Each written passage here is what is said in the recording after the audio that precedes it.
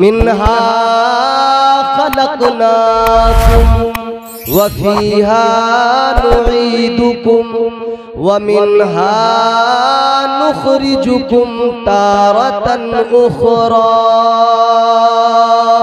अल्लाह ताला ने फरमा दिया, हमने तुम्हें इसी जमीन से, इसी मिट्टी से पैदा किया, इसी से तुम्हारा वजूद तैयार किया, इसी मिट्टी से तुम्हें पैदा किया।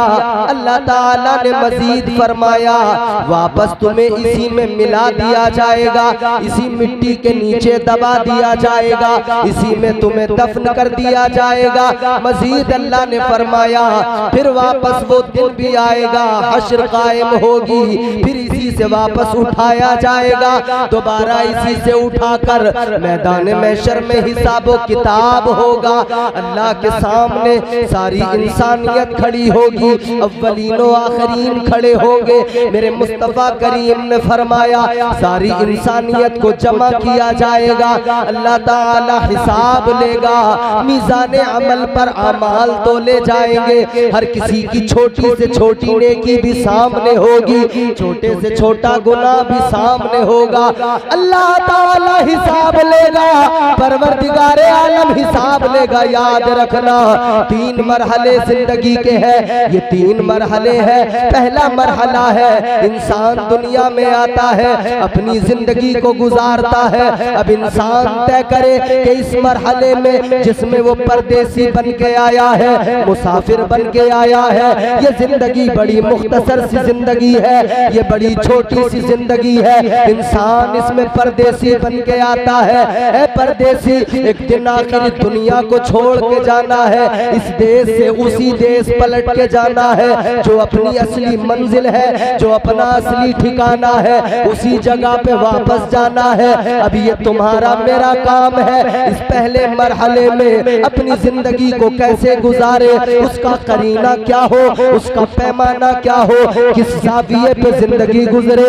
कहने वाले ने सलीका बताया, बताने वाले ने बड़ी प्यारी बात कही। कहने वाले ने खूबसूरत अंदाज में कहा, जिंदगी इतने सलीके से गुजारी जाए, जिंदगी इतने सलीके से गुजारी जाए, जैसे चादर कोई कांटों से उतारी जाए। जिंदगी सलीके से गुजरनी चाहिए। पहला मरहला, बात आपको समझ में आ रही है? ऐसा तो नहीं है माइक की इको ज्यादा हो, आपको समझ में ना आ रहा हो। समझ में आ रहा है ना? तो जरा मोहब्बत से कहें सुभान अल्लाह। जिंदगी है मुख्तसर, कितनी मुख्तसर है, चलो ये भी मैं आपको बता देता हूँ कितनी मुख्तसर है। अल्लाह के प्यारे पैगंबर जनाब नूह अलैहिस्सलाम, हजरत नूह अलैहिस्सलाम की बारगाह में एक खातून, एक ज़ईफ़ा आ गई। तवज्जो करना, मेरे जुमले ज़ाया ना हो जाए। रात का वो हिस्सा है कि अब तकरीर और फनकारी का वक्त नहीं है, सिर्फ कुछ बातें आप तक पहुंचानी है, दिल से निकली हुई चंद बातें आप अपने दिल में महफूज कर लें।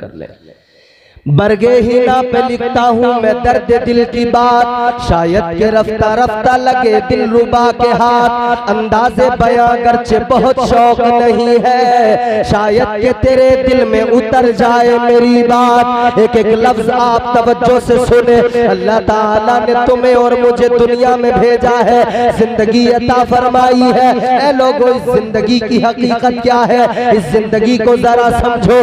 अल्लाह के प्यारे पैगंबर जलीलुल कद्र पैगंबर जनाबे हजरत नूह अलैहिस्सलाम, अल्लाह ताला ने बड़ी लंबी उम्र अता फरमाई। कितनी उम्र अल्लाह ने अता फरमाई? फरमाया गया 950 साल तो आपने तबलीग की है, 950 साल तो अल्लाह ताला के दीन की तबलीग में गुजार दिए। ये तबलीग का ज़माना है, तो उम्र कितनी हुई होगी, उम्र कितनी रही होगी। आपकी बारगाह में खातून आ गई, आकर कहने लगी, ऐ पैगंबर खुदा, ऐ अल्लाह के पैगंबर, आप जरा हाथ उठाएं, दुआ कर दे। फरमाया किस लिए दुआ करो? कहने लगी, हुजूर मेरे बच्चों की उम्रें बड़ी कम होती है, मेरे बच्चे कम उम्रों में दुनिया से चले जाते हैं, कम उम्र पाते हैं, उनको मौत आ जाती है, उनका इंतकाल हो जाता है। आज जनाबे मौलाना सगीर का बेटा दुनिया से गया, याद रखना कल सबको दुनिया से जाना है। आज कर लो तैयारी, आने वाली है तुम्हारी मेरी बारी। अपनी बारी का इंतजार करो और रब की बारगाह में फरियाद करो, ऐ मौला जो तूने जिंदगी दी है तो जिंदगी गुजारने का सलीका भी तूने दिया है। अब फजल इतना फरमा दे, मुझे शैतान के हरबों से बचा ले। या अल्लाह मेरी जिंदगी करीने से गुजर जाए, कायदे से गुजर जाए, वरना याद रखना दुनिया के अंदर बड़े बड़े अमीर आए, बड़े बड़े ताकतवर आए, बड़े बड़े बादशाह दुनिया में आए, इतनी दौलत इतना खजाना, कारून जैसे मालदार का नाम भी तुमने सुना होगा। इतना माल इतना खजाना, फरमाया गया उसके माल उसके खजाने जानवरों की पीठ पर उसके खजानों की चाबियां लाद कर ले जाया जाता था। अल्लाह अकबर, इतना माल इतनी दौलत, मगर जब कहा गया हजरत मूसा ने फरमाया अल्लाह की राह में खर्च कर दे, वो खर्च करने से मुकर गया। हजरत मूसा पे बहुतान लगाने लगा, इल्जाम लगाने लगा। हजरत मूसा ने दुआ के लिए हाथ उठा दिए, अर्ज करने लगे मौला मैंने इसको कहा तेरी राह में खर्च करे, ज़कात दे, लेकिन नहीं करता तो नहीं करता, इल्जाम मुझ पे लगाता है, बहुतान मुझ पे लगाता है, तनकीदें मुझ पे करता है। या अल्लाह इस पे अजाब भेज दे। ऐ लोगों गौर करो, अल्लाह का अजाब आया, वो इतना खजाना इतना माल रखने वाला अल्लाह ताला के अजाब का निशाना बना। अल्लाह ताला ने उसे उसके माल के साथ जमीन में धंसा दिया।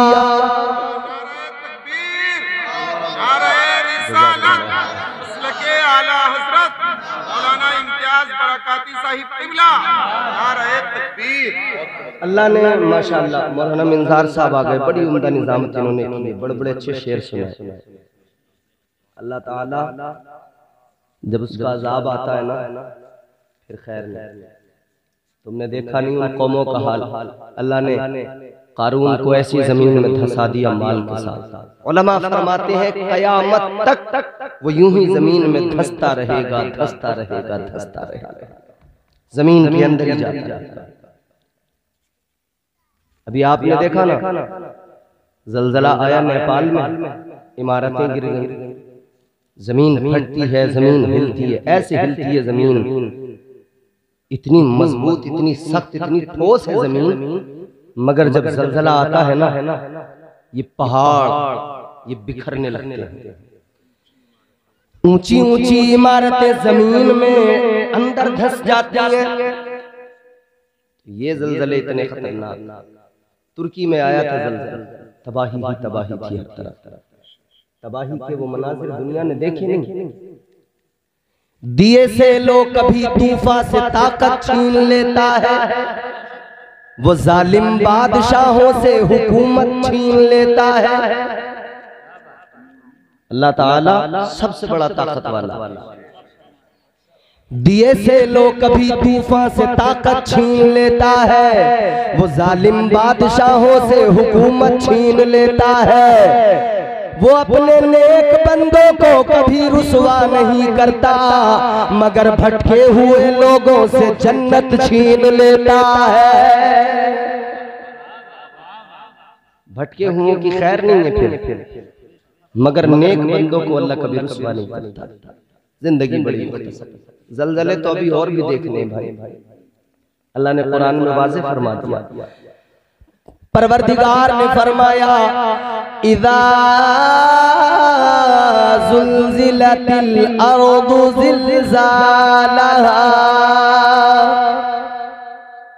अल्लाह ने वो ज़लज़ला भी याद दिलाया जब कयामत कायम होगी तो ज़लज़ला आएगा, जमीन बिखरने लगेगी, जमीन हिलने लगेगी, पहाड़ बिखरने लगेंगे, सारी कायनात में ये बड़ी बड़ी इमारतें, बड़े बड़े पहाड़ सब रेजा रेजा होकर बिखर जाएंगे। फिर क्या होगा? जमीन अपने अंदर जो कुछ है सब निकालेगी। व अखरजतिल अर्दु अथक़ालहा,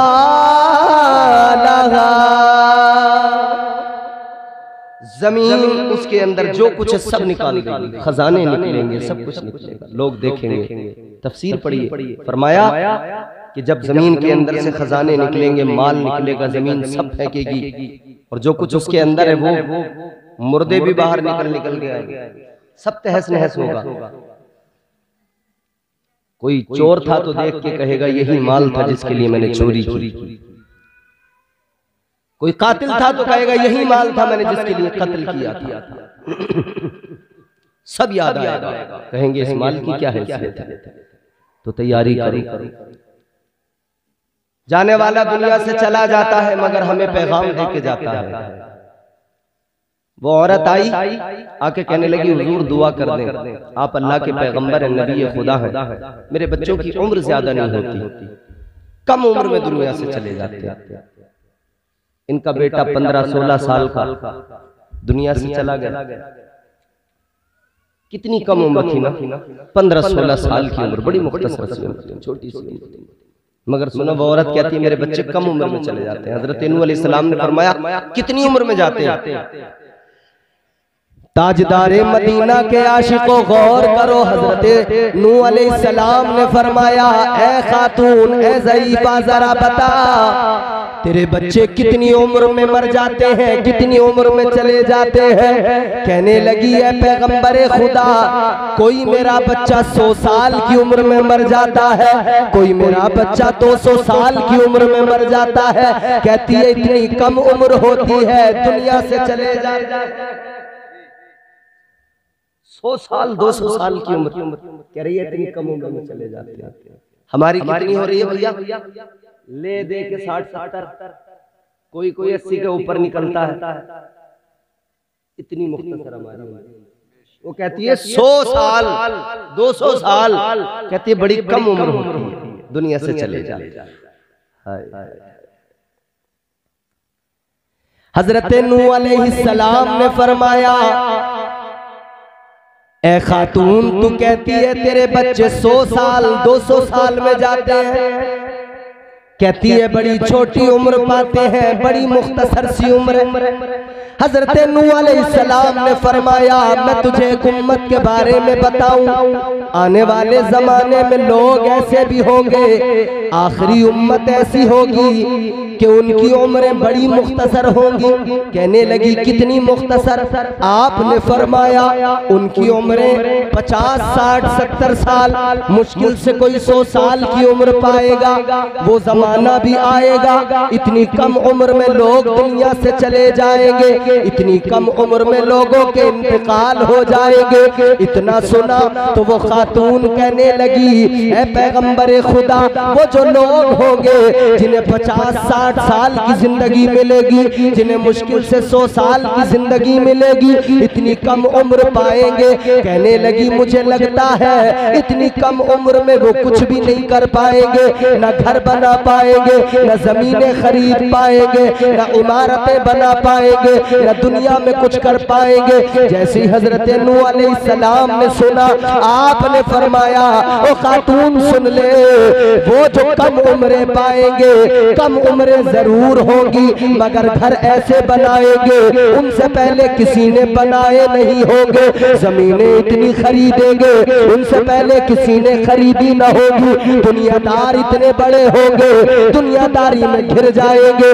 अल्लाह अकबर कबीरा। कहने लगी ए अल्लाह के पैगंबर, इतनी छोटी सी जिंदगी होगी, उस जिंदगी को वो घर बनाने में लगाएंगे, जमीनें खरीदने में लगाएंगे, वो लोग इतनी छोटी सी जिंदगी को दुनियादारी में लगा देंगे। तो कहने लगी जरा ये बताओ वो अपने रब को राजी कब करेंगे, अपने परवरदिगार को कब राजी करेंगे, अपने खुदा से मोहब्बत को कब मजबूत करेंगे, रब से ताल्लुक को मजबूत कब करेंगे। अल्लाह अकबर कबीरा। वो खातून कहने लगी ऐ पैगंबरे खुदा, अगर मुझे पता लग जाए मेरी उम्र 50, 60 या 100 साल की होने वाली है, कहने लगी अगर मुझे पता लग जाए मेरी उम्र इतनी कम होने वाली है, कहती है मैं दुनियादारी छोड़ दूं, कोई दूसरा काम ही ना करूं, फकत अपने रब को राजी करने में लग जाऊं।